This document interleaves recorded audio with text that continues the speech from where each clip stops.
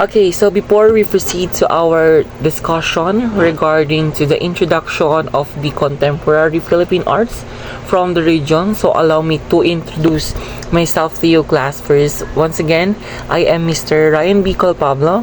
I am Mr. Ryan B. Pablo. So, and I will be your teacher in contemporary Philippine arts from the region. And this video will serves as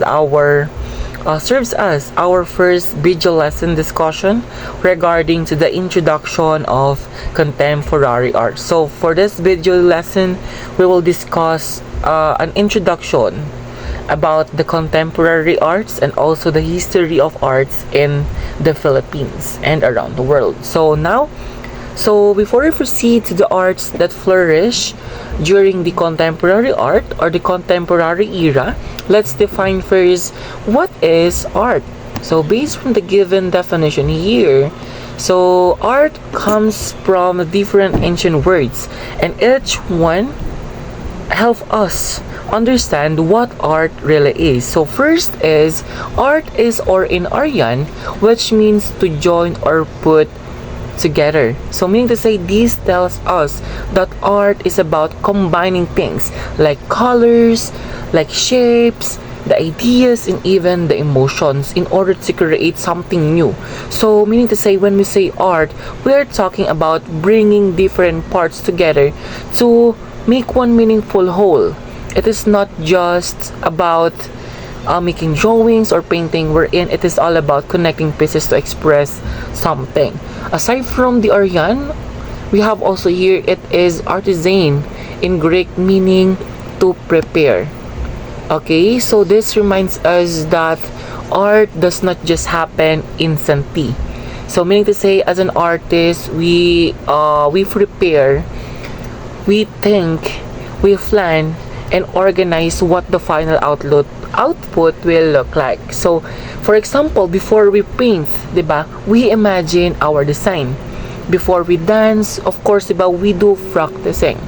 So, that preparation is part of our class. Okay? So, wherein it shows that art involves thinking ahead and being intentional with what we want to show. And lastly, it is ars or artis in Latin, which means ability or skills, wherein art or arts teach us that art requires talent that we develop over time. So these skills like in drawing and singing, in acting or in writing are not learned in one day. So wherein, diba, we need to practice in order to improve. So when we talk about art, we mean a combination of joining ideas, preparing carefully, and using our skills to create something meaningful. And that is why art is both creative and skillful. Creative and skillful at the same time. Now, let's proceed to the contemporary art. Ano nga po ba class kapag sinabi nating contemporary art? So, based from the given definition stated in our presentation, when we say contemporary art class, it is the art of the modern day. Okay? It is the art of the modern day. So, meaning to say that the artworks we see now, like the paintings, like the music, the digital arts, the videos, and even performances are all part of the contemporary art as long as they are made in the present time. So, meaning to say, kung ano ang ginagawa ng mga artists ngayon, that already falls under the contemporary art. And as you can see sa ating second bullet, it is the art of now because it reflects what is happening around us right at this moment, like the themes, the ideas, and even the materials used are connected to our current society. Like for example, artists today might use technology like the social media themes, recycled materials, or even modern issues like the environment, the mental health, or identity. So all of these make the artwork very relatable to us, to understand our world better because the artworks are made based on our or based on our now, or based on in the present time, not in the past. And that is contemporary art. Okay? Now, let's proceed to the history of arts. Okay, the first one is the ancient period. Okay, so ancient period class, when we talk about ancient art, we're talking about artworks made by early advanced civilizations like the Mesopotamia, the Egypt, Greece, and the early peoples of the America. So this period happened when people are already had written language. Please take note of that. Again, this period happened when people already had written language. So the art became more organized and more detailed. Okay, so the art became more organized and detailed, wherein they created buildings, statues, carvings, and writings that showed their daily life, beliefs, and culture. In ancient art was not just for decoration. It had a purpose, and usually the art usually honor their gods, rulers, or the important events or happenings in their life. So one of the most important example from the ancient Mesopotamia is the Code of Hammurabi. Okay, which was created around 1792 before Christ. And this artwork is actually a large stone with laws carved on it. So think of it like a very old version of our rules or laws today. So the laws were written in stone so everyone could see them and follow them. Wherein this shows that art during this time was also used to teach and guide people in their community. So, meaning to say that ancient art help us understand how these early civilizations live and what they believe in. Wherein their artwork are strong, detailed, and meaningful because they were created with purpose. So when we study ancient art, diba, we are not only looking at drawings or carvings, but also learning about early history of human society. Now, let's proceed to the next era, which is the medieval art, which happened in 500 Anno Domini to 1400 Anno Domini. So medieval art, when we talk about medieval art, we are talking about the artworks created during the Middle Ages from 500 Anno Domini to 1400 Anno Domini. So this period class is sometimes called the Dark Ages. Bakit kaya siya class na tinawag na Dark Ages? It's because after the Roman fire or the Roman Empire fell in 476 Anno Domini and less stability.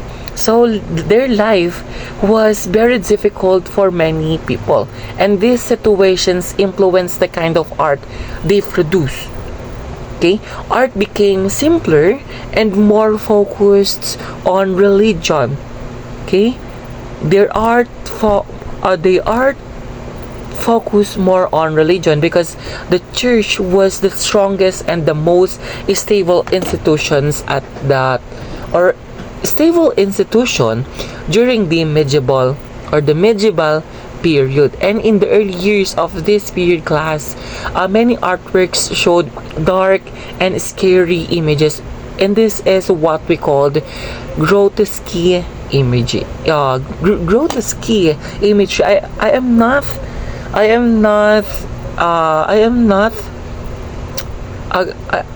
not sure regarding sa correct pronunciations of this word. I don't know if it is grotesque or grotesque imagery, but that's it. So, diba, search na lang siguro yung correct pronunciation ng word na grotesque imagery. So, this includes the strange looking creatures sense of suffering and the signs that look uneven or distorted. So the reason for this is that people wanted to show the struggles of life, the fear of the unknown, and the strong belief in heaven and earth. So their art reflected the difficult times they live in. So when we look at the medieval period, we can see how the people's feelings, fears, and beliefs were shown through their drawings, their sculptures, and church decorations. Even if the artworks look dark or scary, they tell us some important stories about what people valued and experienced during that time. Excuse me. Now let's proceed to the next era, which is the Renaissance art. Okay, Renaissance art period, which happened during the 1400 Anno Domini to 1600 Anno Domini. So this period are referring to the period wherein when artists focus on nature, realism, and naturalism, and individualism as well. So they wanted their artworks to look more natural and lifelike, like moving away from the flat and simple style of earlier period. So most artists aim to show real emotions, real settings, and real human experiences in their artwork. So one of the most important features of Renaissance art was the strong attention to detail and the accurate study of human anatomy. So mostly of the artists carefully observed the human body, like its muscles, its movements, and proportion, so they could create figures that look truly alive. So this is why the artwork of Leonardo da Vinci, which is the Mona Lisa, like the Michelangelo and Raphael, appear very realistic. So meaning to say na they did not just draw, wherein they studied and mastered the human form. So meaning to say that during the Renaissance period, so they grew and flourished mostly mainly in Italy. So specifically in Florence, Italy, because of the art because of the support of the Medici film. So the Medici film were a wealthy merchant family who strongly supported the arts and promoted humanism. So humanism is a belief that the focuses on human abilities, knowledge, and experiences. So because of the Medici support, artists had the freedom and our resources to explore new ideas, wherein this helped the Renaissance artists become one of the most creative and important period in art history. Now, let's proceed to the next one, which is the Mannerism. So when we say Mannerism class, this art style developed around 1527 to 1580, right after the Renaissance period. So Mannerist artists were inspired by great masters like Michelangelo and Raphael, but they started to change and exaggerate the style.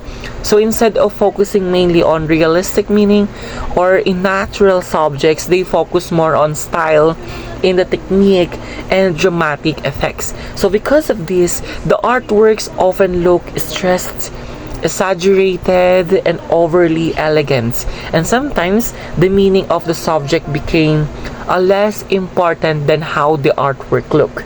So Mannerist artists like to play with unusual colors, strange bodies. You can see in our given examples here sa ating mga photos. Ayan. So they are usually utilize complicated poses, strange body proportions, just like what we are seeing right now sa ating PPT. So because the goal of the mostly of the goals of the artists were not just to copy the reality, but to show creativity, skill, and emotion, and this made their artwork look different from the calm and balanced style of the Renaissance. So you will notice that many Mannerist paintings look intense or slightly distorted, but still very detailed and skillful. So now, let's proceed sa ating next. I'm so sorry, I forgot something. So here are some some artists or some most famous artists that flourished during during the Mannerism period. So we have here the si Giorgio Vasari, Francesco Salviati, Domenico Beccafumi, and Bronzino. So among them, Bronzino was considered as the most important Mannerist painter in Florence during this period. So his works showed the elegance, the precision, and dramatic style that represented Mannerism. So their artworks marked the transition from the perfect realism of the Renaissance to a more expressive and stylish from a form of art. Now, let's proceed to the next period, which is the Baroque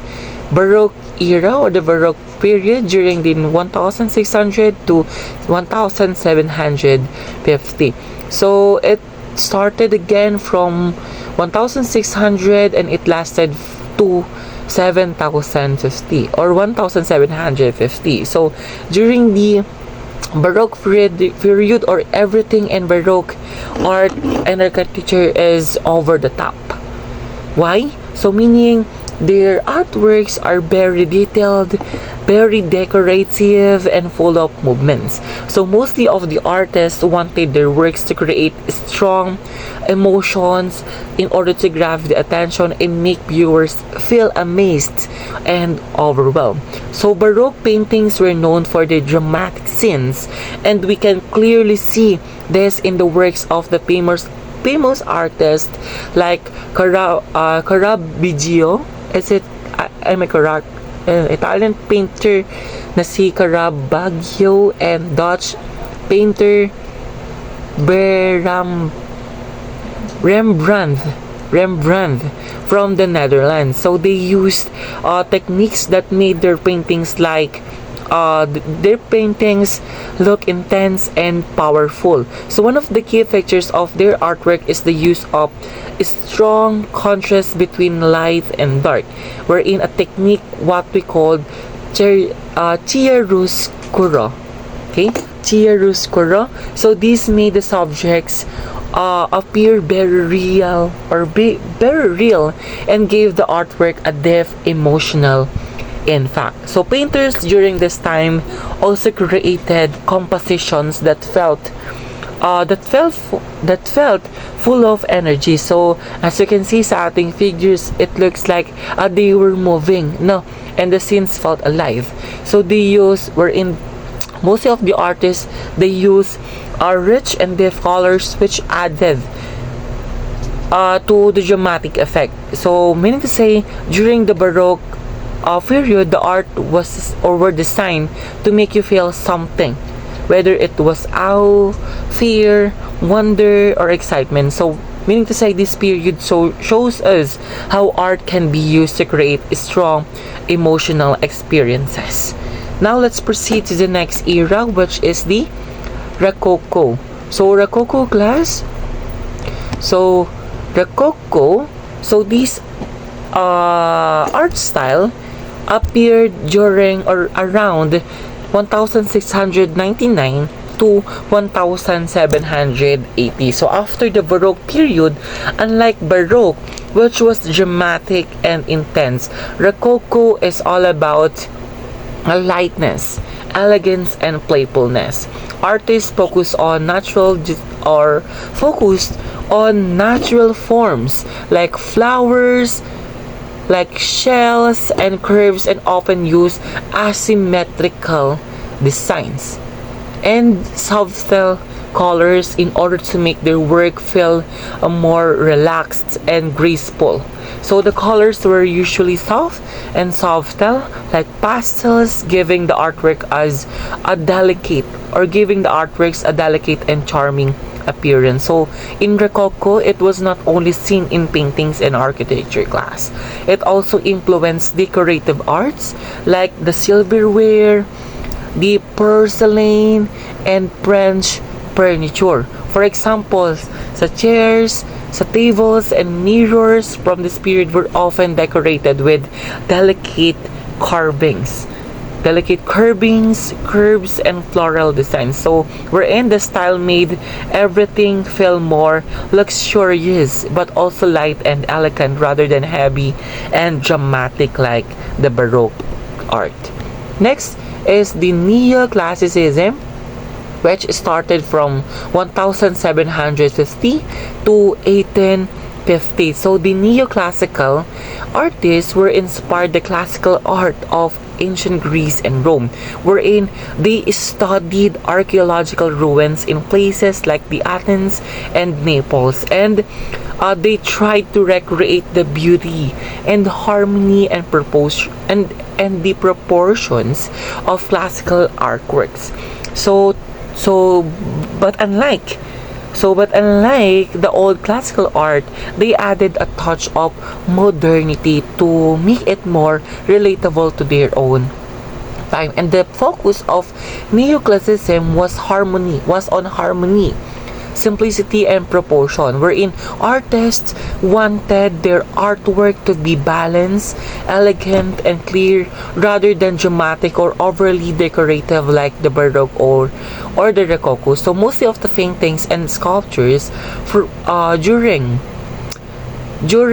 or from the periods often had calm, idealist figures and precise details that reflected order and reason. So one famous neoclassical artist in the Italian artist during the neoclassicism is the Italian sculptor Antonio Canova, wherein Antonio Canova used classical elements in his marvelous sculptures like perfect human proportion, as you can see sa ating PPT, wherein he used marble sculptures in order to create like a perfect human proportion and graceful poses, but avoided the cold and stiff look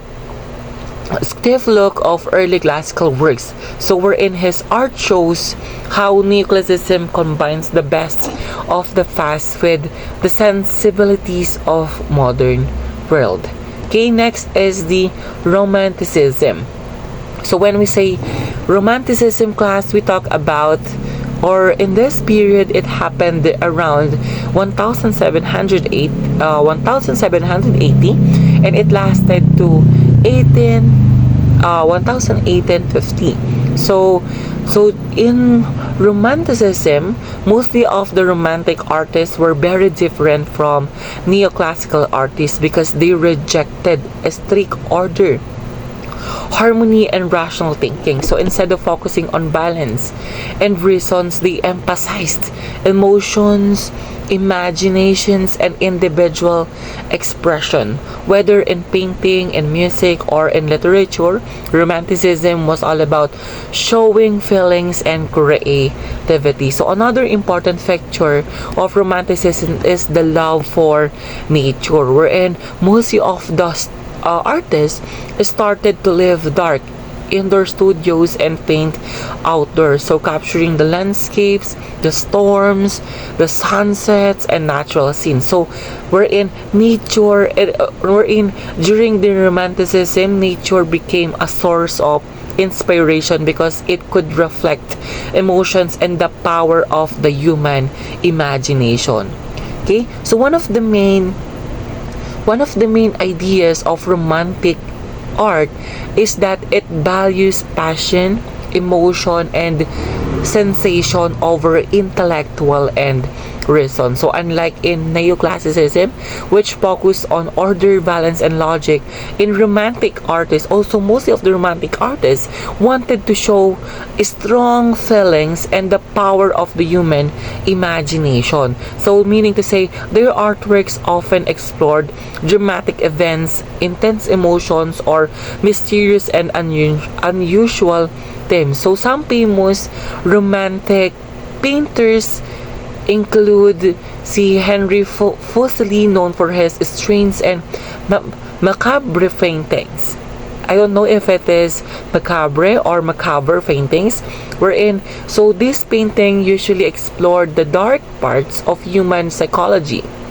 Again, This kind of painting usually explored the dark parts of human psychology, meaning say his artworks or his works unusual and sometimes frightening, but they revealed deep emotions and imagination. So another important figure is si William Blake, who combined poetry and visual art to create mysterious and mystical images, wherein his works often express his personal visions and his disappointment with the societal rules and restrictions. So meaning to say, in Romanticism, it is all about expressing emotion, imagination, and the individuality of the artist, wherein most of the artists wanted to explore human feelings, dreams, and fears rather than just following strict rules or trying to be perfect, wherein they show or it shows how art can be window into the human heart and mind, capturing the passion and mystery of life. Next is the realism. Okay, so when we talk about realism, this art movement happened from 1848 to 900,000. So it is considered as the first modern art movement. So realism grew as a reaction against romanticism, especially in Germany, where artists wanted to move away from overly emotional and imaginative works. So the rise of journalism and the invention of photography also influenced realist artists, because these tools made people interested in accurately capturing everyday life instead of dramatic or fictional scenes. So in realism class, artwork focused on detailed and lifelike depictions of ordinary people, events, and surroundings. So mostly of the artists try to show things exactly as they were exactly as they were without idealizing or exaggerating, wherein this made their paintings feel very authentic and relatable, because they reflected the real world around them. So one of the most famous realist artists is si Gustave Courbet. Si Gustave Courbet is a French painter who strongly believed in painting only what he could physically see, wherein si Gustave Courbet, he avoided imaginary or romanticized subject, and instead he focused on real life scenes like working class people and everyday activities. So Courbet and other realists paved the way for modern art by showing the truth and honesty in art could be powerful as beauty or imagination.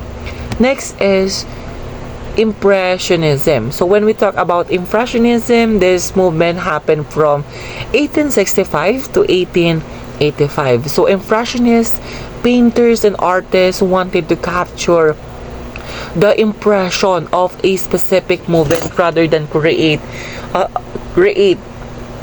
detailed, realistic image, wherein they were less interested in perfect details and more focused on how light and color and movement appeared at that instance. So their brush strokes were often short and quick, giving their paintings an unfinished sketch-like look.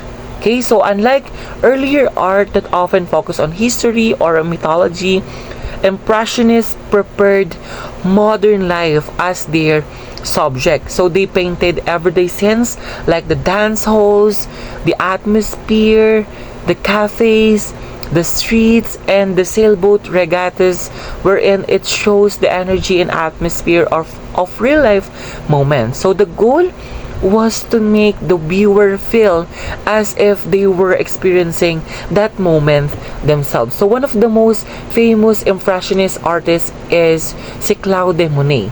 So his painting Impression Sunrise from 1872 gave the movement its name. So Monet and other Impressionists changed the way people saw art by showing that capturing the feeling of a moment could be just as important as creating a perfectly detailed image. So wherein their artwork emphasized light, color, and atmosphere over exact realism. Next is post-impressionism. So when I talk about post-impressionism, this period happened roughly from 1848 to 1900. So unlike the impressionists who focus on capturing moments in the outside world, post-impressionist artists were more interested in their own personal visions, emotion, and symbolic meanings. Meaning to say, their artworks became more about expression and abstraction, showing what the artist felt or imagined rather than what they simply saw. Some of the most influential post-impressionist artists ay sila George Seurat and Vincent Van Gogh. Seurat is famous for his pointillism technique, where he used tiny separate dots or dots of color that when we viewed from a distance form a complete image. So Van Gogh, on the other hand, used our rugged brushstrokes and strong, sometimes dark colors to express his emotions and inner experiences. So meaning to say, post Impressionism is about moving beyond observation to show the inner world of the artist, wherein it shows imagination, symbolism, and personal meaning, marking a shift from capturing reality to expressing ideas, feelings, and moods through art. Next is the Art Nouveau. I don't know if it is the correct pronunciation of this era, so please bear with me if if I pronounce it incorrectly. Okay? So Art Nouveau. Art Nouveau. Art Nouveau. Okay? So please bear with me, class, if I pronounce it, if I mispronounce it. Okay? So when we talk Art Nouveau, so this movement happened in between 1890 to 1910. So in its name literally means new art. So artists during this period wanted to create something completely original without copying any previous styles. So Art Nouveau was heavily influenced by applied artists, graphics, and illustrations, and it focused on the beauty of the natural world. So one of its main features is the use of long, flowing lines and elegant curves, so which can be seen in everything from paintings and portraits or posters to furniture and architecture. So one of the most famous artists or Art Nouveau artists is si Alphonse Mucha. So he is actually a graphic designer known for his theatrical poster of the French actress Sarah Bernhardt. His work are characterized by elegant curves, floral patterns, and decorative details that make them look both graceful and dramatic. So another major figure is the Spanish architect and sculptor Antoni Gaudí, who took the flowing lines of art of Nouveau into architecture. So his famous work, the Basilica de la Sagrada Familia in Barcelona, shows curving, organic forms, and bright, colorful details, making the building feel alive and dynamic. So Art Nouveau was not just about making things beautiful, it was about integrating art into everyday life. So artists and designers applied its principles to furniture, jewelry, textiles, and architecture, showing that art could be part of the world around us. So this period marked a movement toward creativity, elegance,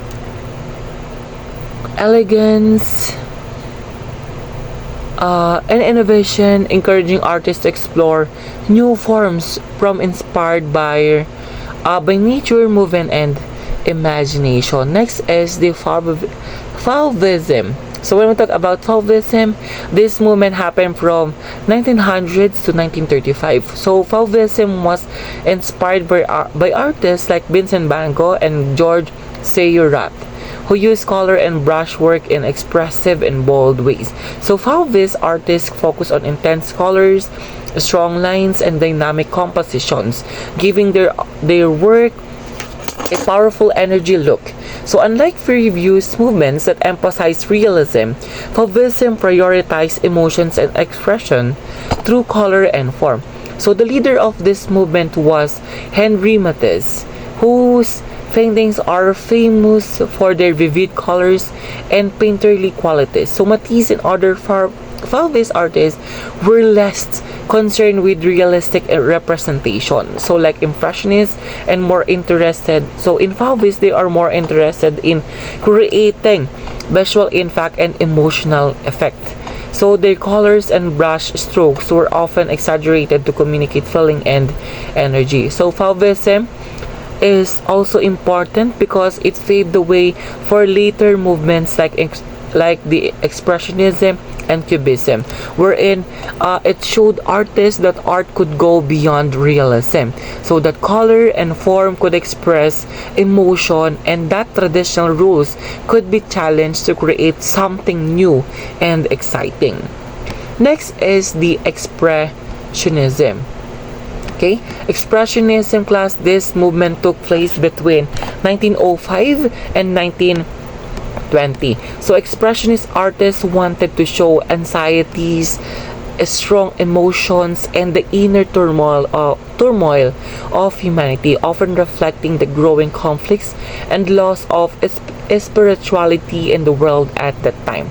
So their artworks are known for distorted forms, exaggerated lines, and bold, intense colors.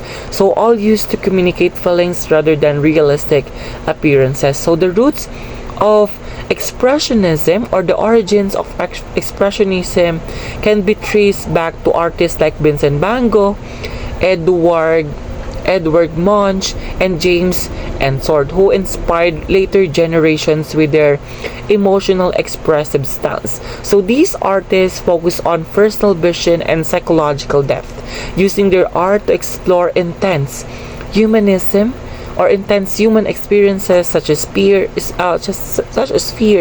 despair, and passion. So in Expressionism, it also led to the formation of group artists like Dave Roquet or The Bridge and the Dark Blue Rider or the Blue Rider.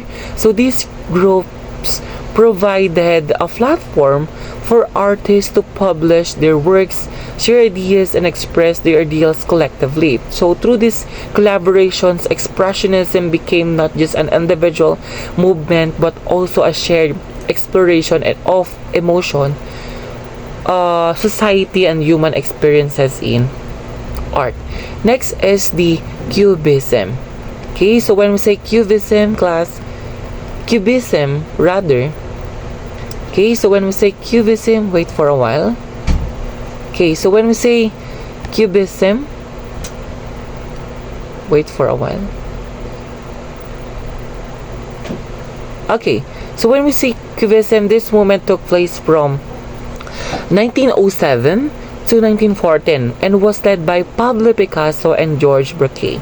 So Cubism completely discarded the idea that art should imitate nature. Instead of painting objects as they appear to the eye, Cubist artists explored new ways of seeing by breaking subjects into geometric shapes and showing them from multiple perspectives at the same time. So artwork in the Cubist periods is known for its flat, the two-dimensional surfaces and the use of cubes, squares, and other geometric forms to represent objects. So the compositions often look abstract and fragmented because the artist wanted to focus on structure and form rather than realistic details. So wherein this allowed viewers to see objects in a new way, as if they were being analyzed and reconstructed visually. So Cubism was revolutionary Bakit kaya siya naging revolutionary? Because it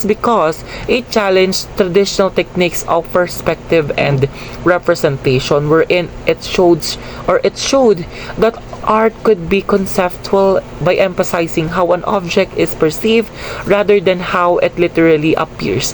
So this movement paved the way for later modern art styles, including futurism, constructivism, and abstract art, by encouraging experimentation with form of perspective.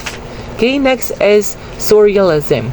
So when we talk about surrealism class, this art movement took place roughly from 1960 to 1950.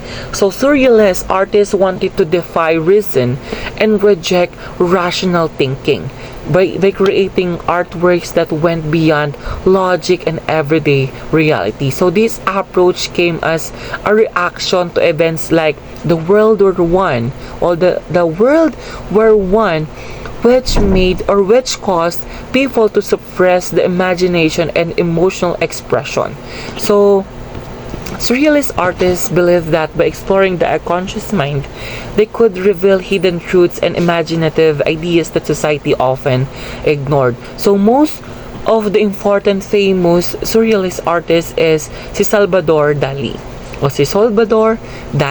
So his paintings often combined realistic details with bizarre, dreamlike imagery, creating works that feel both familiar and strange at the same time. So Dali's art portrays historical accuracy alongside the surreal, showing ordinary scenes transformed by the unconscious mind into vivid and imaginative vision. So, meaning to say, in surrealism is important because it explores the power of dreams, imagination, and the subconscious. It challenges the viewer to think beyond reality, question what is possible, and discover new ways of seeing the world. So this movement shows that art is not just about what we see, but also about when we feel, imagine, and dream.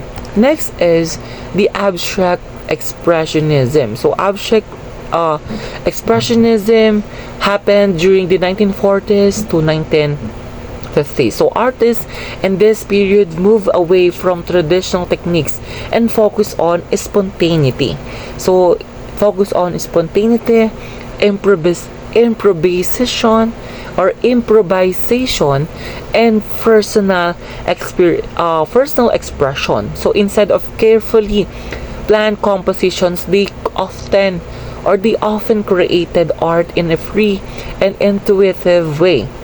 So many canvases were large and placed directly on the floor, allowing the artist to move and around them and interact with the work physically. Now, the question is, what is the difference between expressionism and abstract expressionism?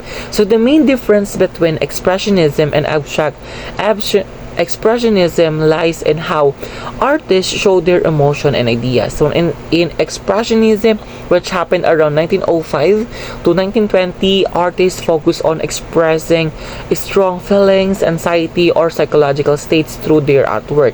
They often use distorted forms, bold colors, and exaggerated lines, but the subjects like the people, landscape, or objects were still recognizable. On the other hand, in abstract expressionism, which appeared in 1940s to 1950s, it took things further by focusing on spontaneity, improvisation, and the physical act of painting. So in this moment, the artwork is often abstract, meaning the subject is not easily recognizable.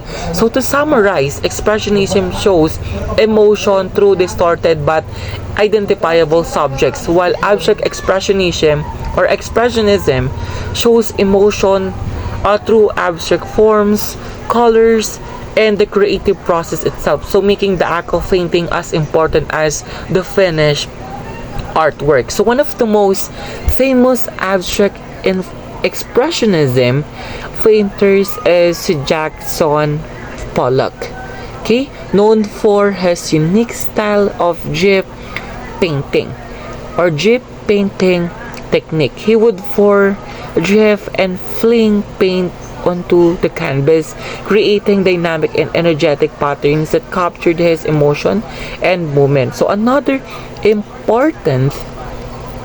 important artist I see Mark Rothko, whose works like his orange and yellow painting above, wherein he used large blocks of colors to create a sense of calm, spirituality, and emotional depth. Next is op arts. So when we talk about op art class, this movement happened during the 1950s to 1960s. So the name of art is short term for the word optical art, because it focuses on creating optical illusion that trick the eye. Okay, that trick the eye. So this period was influenced by science, technology, and a growing interest in how we see things. So artists wanted to explore how shapes, colors, and patterns could create effects that made images appear to move, vibrate, or blur. So mostly of the artworks use black and white to create strong contrast, just like what we are seeing right now in our PPT. So sometimes the patterns can be confusing or dizzying, but that is the actual intention of the art. So the goal is to excite and challenge the viewer's vision. Okay, so art is less about emotion or storytelling and more about visual perception and experimentation. Okay, next is pop art. Okay, so pop art, this movement also happened during the 1950s to 1960s. So around the same time as pop art. So pop art is unique because it used everyday objects and popular culture as inspiration for creating art. So artists focus on bold and vivid colors, striking images, and familiar items like advertisements, comic strips, or consumer products. So this style challenged traditional ideas about what could be considered art and often critique consumerism and mass media. So one of the most famous example of pop art is Andy Warhol's Campbell's soup cans. Okay, so by turning an ordinary everyday product into art, Warhol showed that art can come from any source, even items from grocery stores or popular culture. So this idea changed the way people thought about art, breaking the boundary between high art and low art. So meaning to say, pop art represents a shift toward modernism, reflecting the society and the culture of its time. So it is more playful, it is more colorful and thought-provoking. So encouraging viewers to see beauty and creativity in the ordinary world around them. So this period shows that art is not just about history or tradition. It can also focus or can also reflect contemporary life and popular culture. Next is the Arte Povera. So Arte Povera, this movement started in the 1960s and its name literally means poor art. Again, poor art. So the artists of this period wanted to challenge the modernists and contemporary art system. So by using everyday, ordinary materials instead of expensive or traditional art supplies. So the idea was to show that art does not have to be luxurious or elite. So it can come from simple, natural, or found objects. So many art povera works are sculptural, using materials like soil, rocks, paper, roof, and other natural elements. So these materials evoke a sense of pre-industrial life and connect the art to basic human experiences and nature. So one famous example is Mario Mer's Glass Igloo. As you can see in our PPT, so this is actually the work of Mario Merz, which is called Glass Igloo. Okay, it's not glass, it's Giant's igloo, which was made from everyday materials.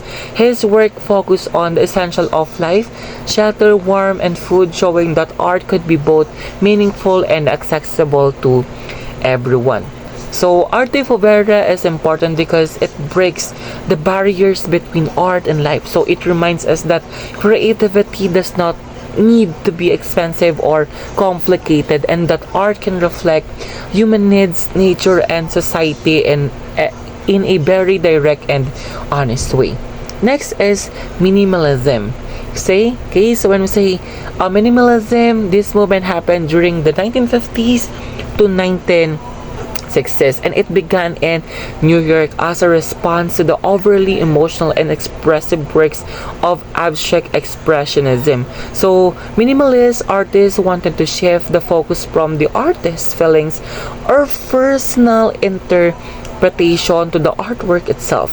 So they encourage viewers to see and appreciate exactly what the art portrays. So without adding extra meaning or emotions beyond what is represented. So minimalists works are known for their purified forms, simplicity, order, and harmony. So artists remove unnecessary details to focus on the essential elements of shape, color, and structure. So one of the most famous example is Frank Stella, an American artist whose black paintings feature a rectilinear stripe of uniform with printed in metallic black ink. So this non-representational